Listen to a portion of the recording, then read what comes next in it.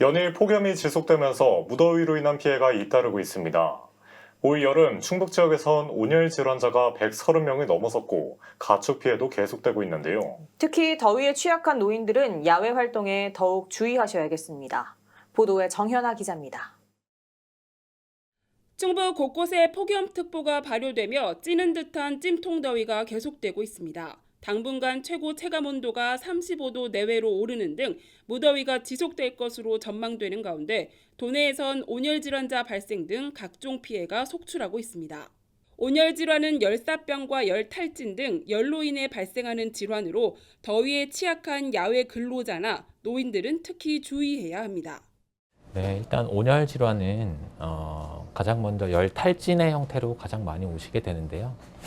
열 탈진의 경우에는 일단 체온이 올라가지는 않습니다. 체온이 올라가지는 않는데 가장 먼저 가볍게 피로부터 무기력감, 그리고 구역, 구토 이런 증상들이 나타나게 됩니다. 그래서 그런 증상이 있을 때는 즉시 이제 일을 멈추시고 야외 활동을 멈추시고 충분한 휴식을 취하시는 게 좋습니다. 도에 따르면 지난 5월 20일부터 지난 13일 오후 4시까지 도내에선 온열 질환자 134명이 발생했고 이 중 1명이 숨졌습니다. 질환별로는 열탈진이 85명으로 가장 많았고 열사병이 30명, 열경련과 열실신 환자도 발생했습니다.